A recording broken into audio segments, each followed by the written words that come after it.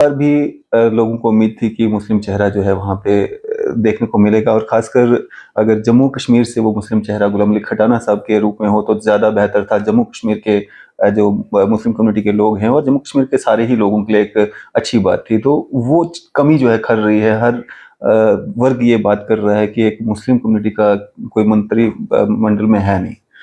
देखिए, ऐसा है जैन साहब, अगर तो कांग्रेस के कल्चर से सोचा जाए, जहां उसमें से जो निकली जमातें हैं, तो आपके सवाल में वजन बनता है।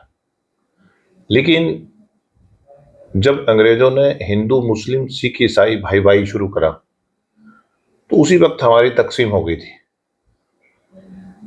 हम हिंदुस्तानी थे सारे, और भारतीय जनता पार्टी ऐसा नहीं सोचती है। और मैं आपको बताऊं एक उदाहरण के तौर पर कि ये कांग्रेस जैसी जमातों का काम है कि आपने मुसलमानों को टिकट नहीं दी, यहाँ मुसलमान मंत्री, हमारे लाए हुए लोग कैबिनेट मिनिस्टर बने, हमारे लाए हुए लोग लेफ्टिनेंट गवर्नर बने, हमारे लाए हुए लोग चेयरमैन बने हैं काउंसिल में, जिनकी आपके द्वारा ज्वाइनिंग हुई है बीजेपी में। और हमने बहुत काम करा है जी। पूरे देश में करा है। लेकिन हम ये कभी नहीं सोचते कि हमारा टारगेट हम मंत्री बनेंगे। हम काम करते हैं, हम बल्कि मेरा मेरा मुझे मेरी जिंदगी के लम्हे नहीं, मैंने कभी बच्चों को टाइम नहीं दिया। तो मेरी जिंदगी के लम्हे नहीं मुझे मिल सकते, मुझे सब कुछ मिला, आज मैं मेंबर पार्लियामेंट हूँ, लेकिन ये सारी चीजें, लेकिन हम जिस पार्टी में हो हम ईमानदारी से काम करते हैं।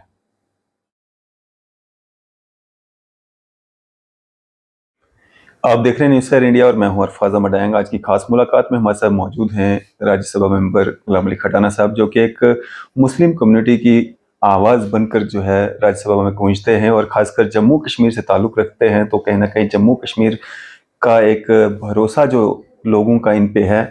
बातचीत करेंगे। खटाना साहब, सबसे पहले आपको मुबारक है। तीसरी बार जो है भारतीय जनता पार्टी की सरकार जो है बनी है, सत्ता में आई है। किस तरह की खुशी है जो भारतीय जनता पार्टी के जितने भी लोग हैं? आप सबको भी खुशी होनी चाहिए, क्योंकि देश के वजीर आजम ऐसी शख्सियत है कि जो कि हर तबका के लिए, हर सेगमेंट के लिए वो सोचते हैं।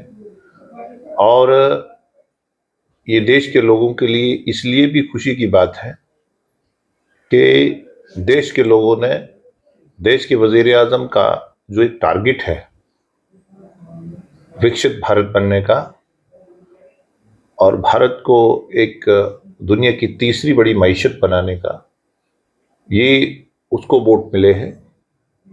और ये हम सबको खुशी होनी चाहिए, क्योंकि हम इंटरनेशनल सिनेरियो में भारत का नागरिक को अब इज्जत से देखा जाता है। खड़ान साहब, एक कमी जो खल रही है, जो टारगेट लेके चले थे वो पूरी तरह से अचीव नहीं कर पाए। खासकर 370 प्लस का जो नारा भारतीय जनता पार्टी का था और 400 पार जो एनडीए का था, वो टारगेट नहीं छू पाए। देखिए, ऐसा नहीं है, कई जगह हम बड़ी स्टेट में हमें कुछ नतायज ऐसे आए हैं जो जिसमें हमारे नंबर कम आए हैं, लेकिन आपने इसको दूसरे ढंग से भी देखना चाहिए कि दुनिया की बहुत बड़ी कम्प्लेक्स, डाइवर्स और दुनिया की बहुत बड़ी, ये दुनिया की सबसे बड़ी जमहूरियत है, और पूरी दुनिया की नजरें टिकी होती हैं। और खासकर अपोजिशन में कांग्रेस, जहाँ उसके साथ जो अलाइड जमाते हैं, कभी ईवीएम पे क्वेश्चन नुक्ताचीनी करते थे, कभी कुछ। और हम सब के लिए इसीलिए बड़ी खुशी की बात है कि देश के वजीर आजम ने, नरेंद्र मोदी जी ने गैर जानबदार इलेक्शन करवाना, ये अपने आप में इसका कोई मिसाल नहीं है दुनिया में। बिल्कुल सर, अगर बात करें हम, जिस तरह से लोगों को एक उम्मीद थी कि एक मुस्लिम चेहरा, जिस तरह से 2014 में हमें दिखा, मंत्रिमंडल जो वहाँ पे गठन हुआ, तो मंत्रालय में 2019 में एक मुस्लिम चेहरा देखने को मिला था। इस बार भी लोगों को उम्मीद थी कि मुस्लिम चेहरा जो है वहाँ पे देखने को मिलेगा, और खासकर अगर जम्मू कश्मीर से वो मुस्लिम चेहरा गुलाम अली खटाना साहब के रूप में हो तो ज़्यादा बेहतर था। जम्मू कश्मीर के जो मुस्लिम कम्युनिटी के लोग हैं और जम्मू कश्मीर के सारे ही लोगों के लिए एक अच्छी बात थी। तो वो कमी जो है खल रही है। हर वर्ग ये बात कर रहा है कि एक मुस्लिम कम्युनिटी का कोई मंत्री मंडल में है नहीं। देखिए, ऐसा है जैन साहब, अगर तो कांग्रेस के कल्चर से सोचा जाए, जहां उसमें से जो निकली जमातें हैं, तो आपके सवाल में वजन बनता है। लेकिन जब अंग्रेजों ने हिंदू मुस्लिम सिख ईसाई भाई भाई शुरू करा, तो उसी वक्त हमारी तकसीम हो गई थी। हम हिंदुस्तानी थे सारे, और भारतीय जनता पार्टी ऐसा नहीं सोचती है। और मैं आपको बताऊं एक उदाहरण के तौर पर, कि ये कांग्रेस जैसी जमातों का काम है कि आपने मुसलमानों को टिकट नहीं दी, यहाँ मुसलमान मंत्री नहीं है।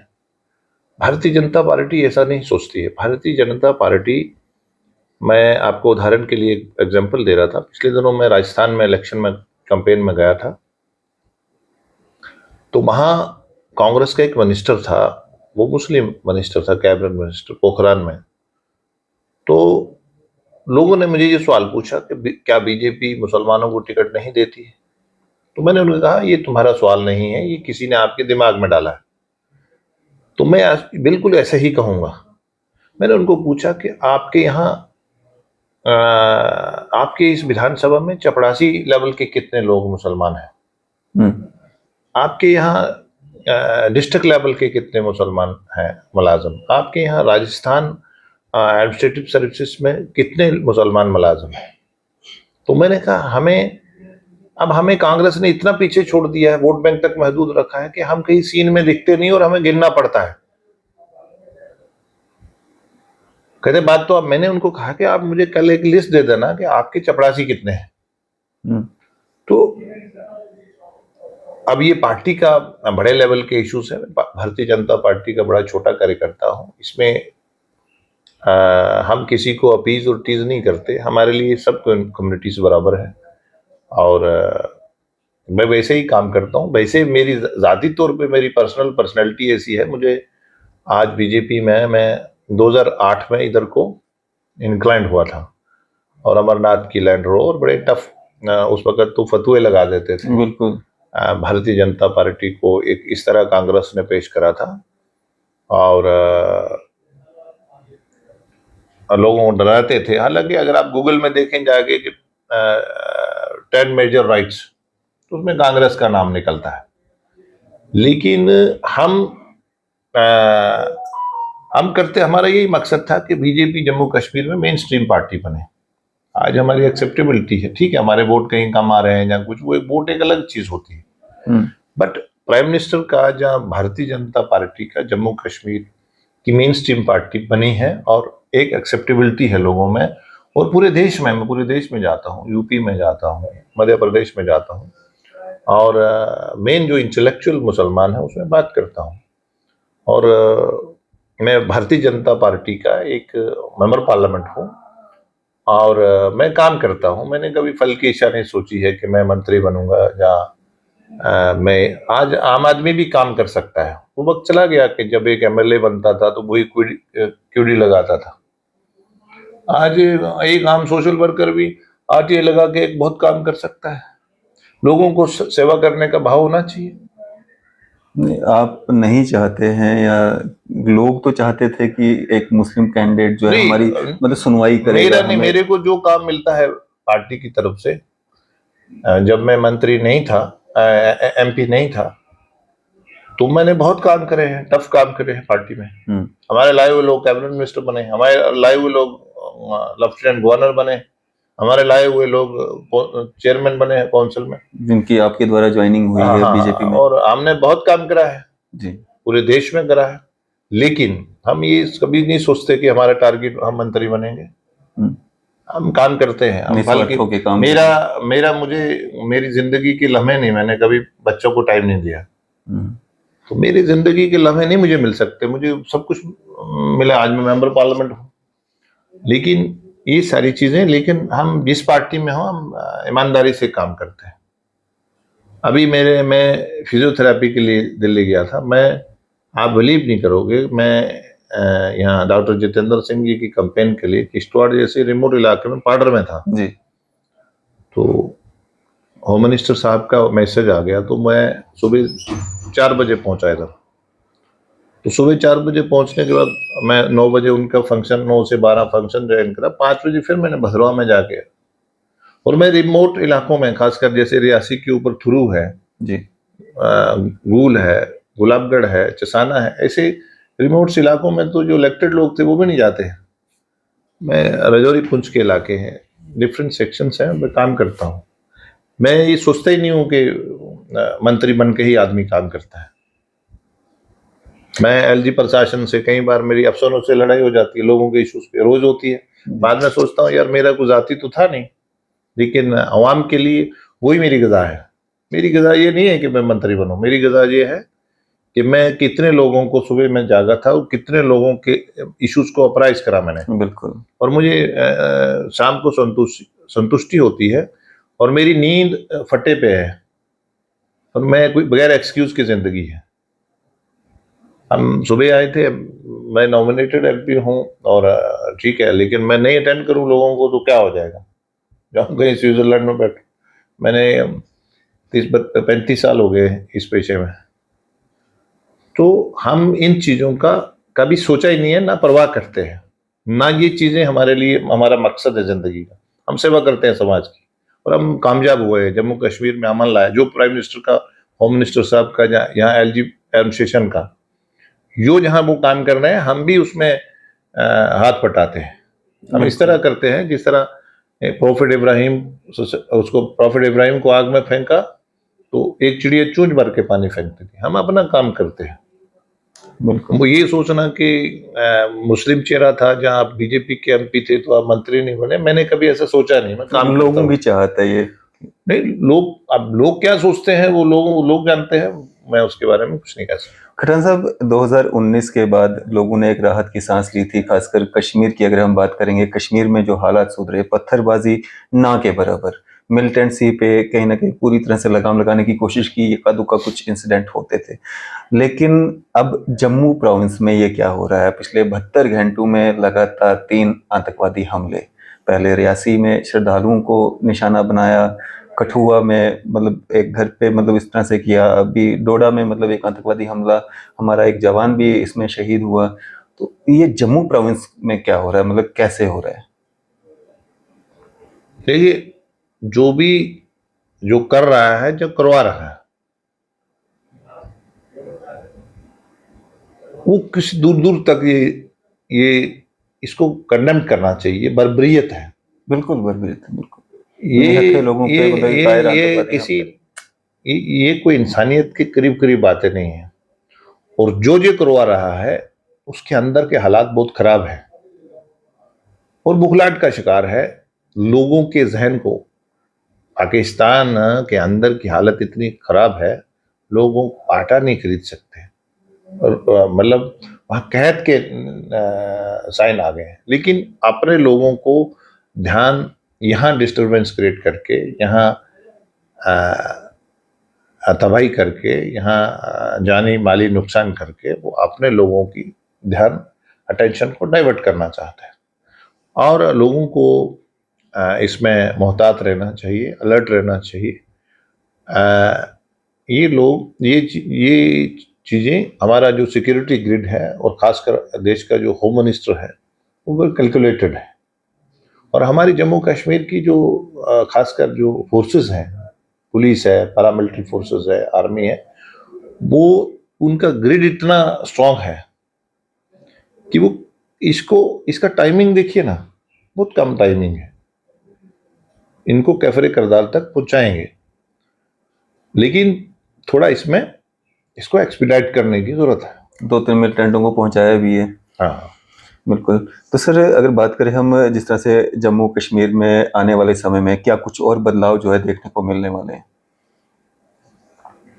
देखिए, पहली मीटिंग में प्राइम मिनिस्टर साहब ने उनके लिए जो होमलेस लोग हैं, जिनके घर नहीं है, उनका एक टारगेट फिक्स करा है। हमारा हिस्सा भी आएगा जम्मू कश्मीर का। और जम्मू कश्मीर में आने वाले टाइम में जो एक इलेक्शन की कमिटमेंट है, जी। वो भी करेगी गवर्नमेंट ऑफ इंडिया। जो मेरी जाती राय है, मैं किसी पार्लियामेंट्री बोर्ड का जहाँ उसका वो मेंबर नहीं हूँ, लेकिन मेरी जाती राय, एक्सपीरियंस है कि यहाँ लोगों के अपने नुमाइंदगी होगी, लोग अपने वो चुनेंगे, और लोग उनकी चुने हुए नुमाइंदे लोगों की सेवा करेंगे। जी। ये मेरा मानना है। तो सर ये जो हमले हो रहे हैं तो इससे कुछ लोग इसको जोड़ रहे हैं कि अमरनाथ यात्रा भी कुछ समय के बाद शुरू होने वाली है, इलेक्शन भी इस कारण से डेफर किए जा सकते हैं। देखिए, जो अलर्ट रहने की जरूरत है, जो अटैक्स हो रहे हैं वो दूर दूर तक इंसानियत वो नहीं है। पाकिस्तान अपनी जो भूखमरी और ये सारी चीज़ें वो करके दबा के और इधर डिस्टरबेंस करके अपने आप लोगों से बचाना चाहती है वहाँ की सरकार, और बुखलाहट में है। और इन चीज़ों का अमरनाथ और उस पर हमारी जो सिक्योरिटी ग्रिड है उस पर मुझे लगता है कोई असर नहीं पड़ने वाला। खान साहब, क्या एक मैसेज रहेगा आपका आम जनता पे जो देख रहे हैं आपको? हमें अलर्ट रहना चाहिए, हमें मोहतात रहना चाहिए। कहीं मशकूक कोई चीज़ देखें, इमीडिएट हमें नियरेस्ट पुलिस स्टेशन जहाँ उसमें बताना चाहिए। और हमें अफवाह पे यकीन नहीं करना चाहिए और निजी को हेल्प करनी चाहिए। और आज देखिए नहीं साहब, आज लोगों में जहनी ठहराव है। जिसका एक दुकान था 2 बना रहा है, खेत वाला खेत में काम कर रहा है, ये सारी चीज़ें हो रही हैं। जी। बिजनेस वाला, रेडी फड़ी वाला चाहता है आज कोई, हमें अप्रिशिएट भी करना चाहिए।